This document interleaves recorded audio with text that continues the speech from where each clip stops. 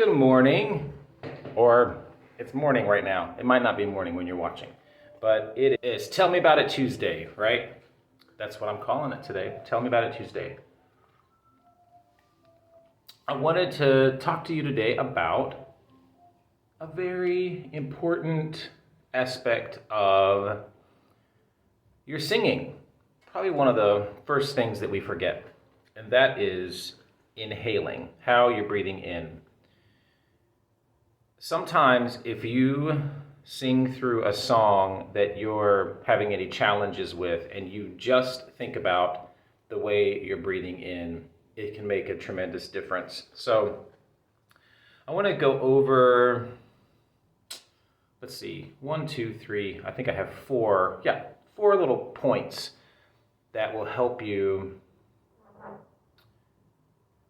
examine and think about how you're inhaling.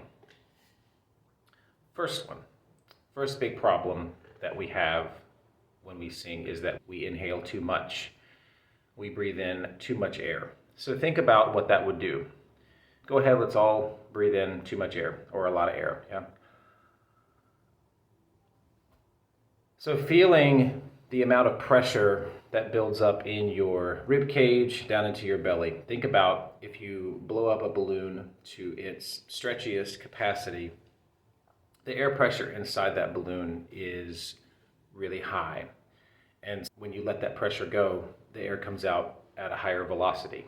So if we breathe in a huge amount of air, think about the pressure that's sitting underneath your closed vocal folds. That's a lot of pressure for the muscles of the larynx to have to manage.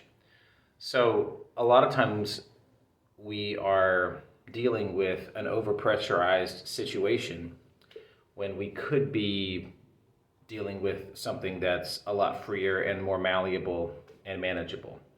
So think about that. I like to say that your breath should feel like you're just full enough, like a small meal, just enough to sing the phrase. And every phrase is going to have a different requirement. So as you map through your song, just ask your body, how much breath do I need for this phrase? Try it out. If you need a little more, take a little more. If you don't need as much, you don't need as much. But your body can learn how much breath is needed for each phrase. The second thing that we do, and I don't know that this is necessarily completely stoppable, but we often gasp. We'll breathe in over closed vocal folds, like that. So when you do that, already the mind tells us that something is to be panicked about. And a lot of times when we get in adrenalized places, that will just happen. We'll just gasp, and we can't always help that. But I think as we train and when we're focusing in on how we're breathing in, all we need is either, if we have time for it, a nose breath is really nice. It's hydrated. I hear it releases more nitric oxide into the bloodstream. But most of the time we have to go through the mouth just because it's quicker. But all you have to do is lower the jaw, the diaphragm will descend, and air will come in through open vocal folds. So that's the second one. Inhaling too much and gasping when we do inhale. That sends a panic signal to our nervous system.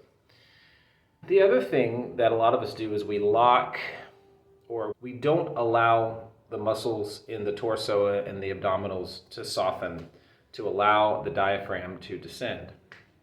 So what that does, if I harden my abdominals and I breathe in, you can see that the breath it has to come high up into the chest. And that's also a signal for fight or flight or panic. And it's also an inefficient way to take in a breath. Now, all you have to do is just let your belly be like a little kid belly that doesn't care. A nice soft belly that can move when the diaphragm moves down. And that will just allow a nice breath right into the lower portion of the lungs that creates the parasympathetic nervous system, which is your rest and digest, and it provides you some peace and calm. It also gives you something to work with your abdominal muscles when you do move the breath out of your face again. Because if your abdominals are locked, when you breathe in, they have nowhere to go to move the breath out of your face. So that's another video when we talk about when we're exhaling.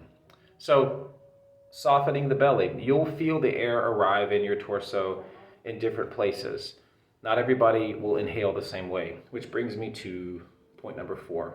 So we've got inhaling too much, gasping, needing to soften our abdominal muscles to allow the air to enter. And then the fourth thing that we have to remember is that how we inhale is going to change depending on what we're about to say. I'm going to inhale differently if I say, "It's so good to see you," as opposed to, "Why did you do that?" Yeah, so those are two very different ways of breathing in based on the thought that has formed that's about to come out of my mouth as words. So depending on the style, depending on the phrase you're about to sing, the way you inhale will be different. Yeah, the way that you would inhale before Fontaine sings, "There was a time when men were kind," would be different than how, I don't know, Elphaba would breathe before, "Did that actually just happen?" Yeah, before Wizard and I. So those are the references that came to my head.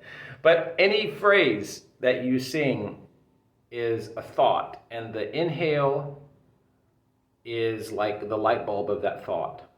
So if you take every phrase and think about how much breath do I actually need for this phrase? Your body knows, ask your body, and pair that with the actual thought that is arising, the image that's arising in your mind of the phrase that you need to communicate. That basically will give you all your information. Be mindful of the gasp, dries the vocal folds, makes you feel like you're stressed, and little kid belly. If you can think about those things as you're singing, as you're working on a song, I'm convinced it solves a big portion of a lot of the vocal issues we run into. I'll do another video that piggybacks on this, that talks about what to do with the air after we have inhaled it. The different ways that we can move air out depending on style, depending on the song, depending on the phrase. All right. That's Tell Me About It Tuesday, and happy singing. If you need any help with this, just reach out. You can message me or you can email me at dancalloway.com. All right. Have a great day. Happy singing.